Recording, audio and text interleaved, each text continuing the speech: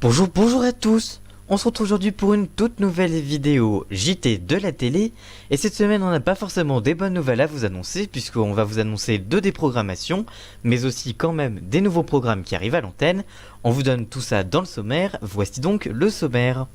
On commencera justement par M6 qui décide de déprogrammer ses deux séries Quantico et Seal Team faute d'audience. Vous allez découvrir les remplaçants et comment découvrir la fin de ces séries. On continuera avec la déprogrammation de Talk Show. Jean-Baptiste Boursier annonce la déprogrammation définitive de son émission sur RMC Story. Découvrez la date de la dernière. On parlera quand même de programmation avec La Villa des Cœurs Brisés saison 4. La saison 4 arrive bientôt sur TFX. On vous donnera la date de diffusion et les nouveautés. Et on parlera également du Grand Prime de Scène de ménage sans guirlande pour Noël. La série courte de M6 passe son prime time pour une spéciale Noël. On vous donne tous les détails de cette soirée exceptionnelle. Sans oublier, comme chaque semaine, l'audience de la semaine. Et cette semaine, on va vous parler de l'audience faite par l'allocution d'Emmanuel Macron sur toutes les chaînes. Et c'est une audience record pour le chef de l'État. On vous donnera tous les détails en fin de vidéo. Et on développe tous ces titres juste après le générique. Alors c'est parti, générique.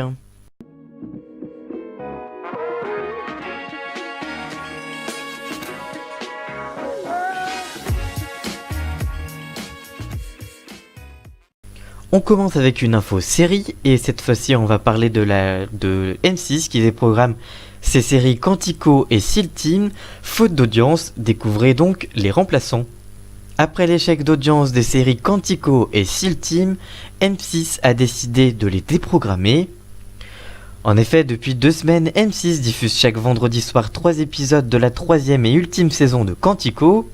Mais 6 épisodes ont déjà été proposés, les fidèles devront se tourner vers la plateforme de replay de la chaîne 6play pour découvrir les 7 derniers.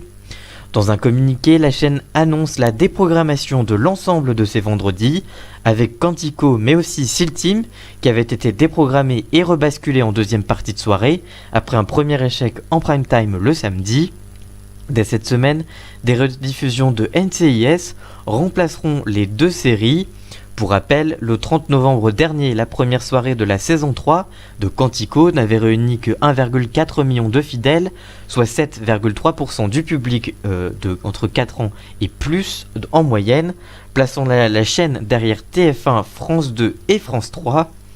Ce vendredi, la série a perdu de nouveau 130 000 habitués. La soirée avait captivé seulement 1,3 million d'habitués et 6,8% du public en moyenne. M6 était cette fois 3e derrière TF1 et France 2, car France 3 était très faible avec le Téléthon.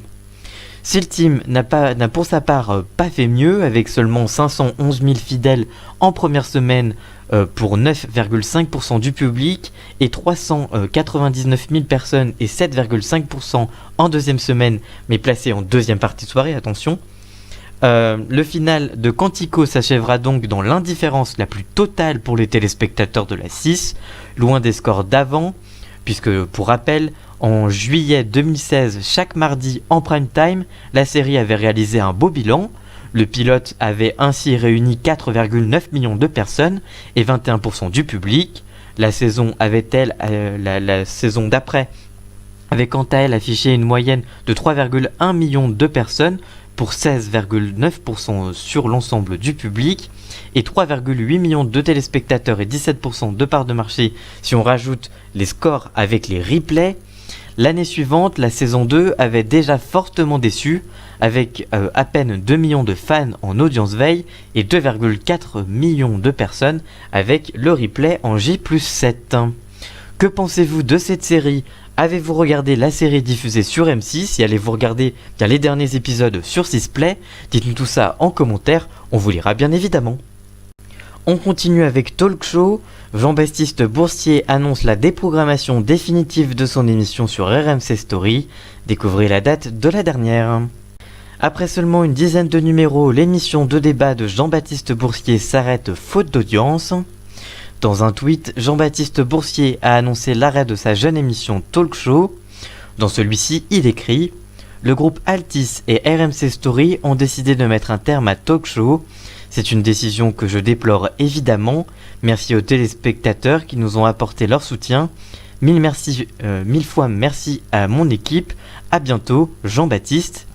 Côté audience, lancé dans sa case du samedi soir en prime time le 6 octobre dernier, Talk Show avait connu un démarrage très difficile avec seulement 57 000 téléspectateurs et 0,3% du public.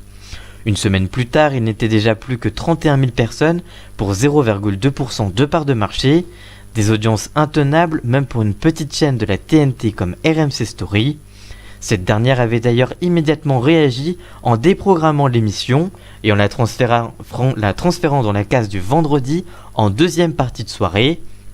Le 19 octobre dernier, Talk Show avait démarré timidement dans sa nouvelle case, tout en enregistrant une forte hausse avec une moyenne de 84 000 téléspectateurs et 0,8% du public. Le programme s'est ensuite affaibli avant de progresser au fil des semaines. Vendredi, l'émission avait été parvenue pour la première fois à atteindre la barre du 1er % de part d'audience. En moyenne et en audience veille, les 6 numéros de Talk Show diffusés le vendredi en deuxième partie de soirée ont réuni 68 000 personnes et 0,7% de part de marché. Des scores faibles qui n'ont donc pas encouragé RMC Story à donner suite au programme. Cette nouvelle s'inscrit dans un contexte déjà compliqué pour la chaîne, dont les nouvelles incarnations ne parviennent pas à s'imposer. Pour lancer RMC Story, après le changement de nom de numéro 23, la chaîne avait notamment fait appel au service de Jean-Baptiste Boursier, mais aussi d'Anne Niva et de Jean-Jacques Bourdin. Les émissions de ces deux derniers ont également réalisé des scores très faibles depuis leur lancement. Jean-Baptiste Boursier s'arrête donc le 19 décembre sur RMC Story pour sa dernière émission. Que pensez-vous de cette émission? Allez-vous regarder la dernière diffusée la semaine prochaine? Avez-vous regardé l'émission? Dites-nous tout ça en commentaire, on vous lira bien évidemment. On continue avec la Villa des Cœurs Brisés saison 4. La saison 4 arrive bientôt sur TFX, découvrez la date de diffusion. Après 3 saisons de succès sur TFX, l'émission est bientôt de retour sur la chaîne, on vous donne tous les détails de cette nouvelle saison. Pour rappel, dans ce programme, des candidats de télé-réalité ayant connu des échecs amoureux sont aidés par Lucie, la Love Coach. Les célibataires seront guidés et accompagnés dans leur quête de l'amour. Les téléspectateurs pourront retrouver au fil de cette saison Sarah Lopez, Chloé et Mathieu des Marseillais, Australia, Julia de Friends Trip notamment, Jelena, Bastien de Koh-Lanta, Jennifer de The Island, Virgile des Princes et Princesses de l'amour, Beverly et Vincent de la Villa La Bataille des Couples, Jordan des Ch'tis, Ilan des 10 couples parfaits, Mélanie des Zigama ou encore Julien des Marseillais vs le reste du monde. Chaque cœur brisé qui estime être allé au bout de son aventure peut décider de quitter la villa. De nouveaux célibataires arriveront donc en cours d'aventure, dont Loana, la pionnière de la télé-réalité, découverte dans Love Story, Inès, Vivian, Dylan des Princes de l'amour qui sont actuellement en pleine diffusion sur W9 et plein d'autres cœurs brisés qui arriveront en cours d'émission. Le recordman de célibat de cette saison 4, c'est Mathieu, célibataire depuis 280 jours, car toujours considéré à son grand désarroi comme le bon copain. Côté fille, c'est Chloé qui détient le record de nombre de jours de célibat, avec 720 jours sans relation, parce que ses complexes l'empêchent de trouver l'amour. La Villa des Cœurs Brisés promet d'aborder des thématiques inédites, comme Je n'ai jamais été en couple, ou encore En amour je n'ai plus rien à donner. De plus, de nouveaux et de nombreux exercices de coaching vont être mis en place pour résoudre les problématiques des célibataires. Enfin, cette saison, le bracelet noir, bien connu des fidèles, aura une conséquence plus importante. Le cœur brisé qui en reçoit un devra quitter la villa pour 24 heures et se rendra dans la cabane de l'introspection afin de se retrouver face à lui-même. Pour rappel, l'an dernier, le 7 décembre 2017, le lancement de la saison 3, diffusé en deuxième partie de soirée, donc pas du tout dans la même case que va être diffusé le premier épisode de cette saison, avait convaincu quand même 209 000 fidèles et 3% du public juste après la finale de Secret Story qui avait jamais enregistré un score aussi faible. C'est le lundi 17 décembre à 18h35 que la chaîne du groupe TF1 débutera la diffusion de la 4e saison de La Villa des Cœurs Brisés. La chaîne espère bien entendu relever ses audiences qui sont au plus bas depuis l'arrêt de La Villa la bataille des couples et qui n'a pas été relevé par 10 couples parfaits qui a été déprogrammé. Et voilà. Que pensez-vous de cette émission? Allez-vous regarder la nouvelle saison? Dites-nous tout ça en commentaire, on vous lira bien évidemment. Et on termine par Scène de ménage fête Noël. La série courte de M6 passe en prime time pour une spéciale Noël. On vous dit tout. Ce prime sera l'occasion du retour du fils de Liliane et José, mais aussi la première participation du nouveau couple Leslie et Léo en prime time. Chaque couple aura sa façon bien à lui de célébrer Noël. Liliane, interprétée par Valérie Carsanti, et José par Frédéric Bourali, recevront leur fils Manu, joué par Paul Lefebvre, vu également dans La Faute, autre série de la chaîne, et sa femme Bao, venue tout droit de Chine. Liliane vont à tout prix les faire rester définitivement en France, et elle fera tout pour y arriver. Pour leur part, Raymond et Huguette, respectivement interprétés par Gérard Hernandez et Marion Gamme, viendront en aide à un ami coincé dans sa maison de retraite pour le réveillon de Noël. Ils iront le chercher coûte que coûte, leur mission, sauver le soldat Marcel. Cette année, Anne-Elisabeth Blateau et David Mora, qui jouent le rôle de Emma et Fabien, ont obtenu un stand sur le marché de Noël pour y vendre leurs produits de la marque Anouk et Quentin. Après une altercation entre Père Noël, ils se retrouveront au poste, au risque de devoir y passer leur réveillon. Camille, interprétée par Emma Etas, organisera de son côté un Noël caritatif dans un cirque. Philippe, Grégoire Bonnet, n'aura pas d'autre choix d'y devoir y participer. Enfin, Leslie, jouée par Claire Schutz, embarquera Léo, interprété par Vénie Dargaud, pour un réveillon improvisé avec sa maman, avec un rendez-vous fixé au PMU, au pied du HLM où Leslie a grandi, un retour aux sources qui risque d'être amusant.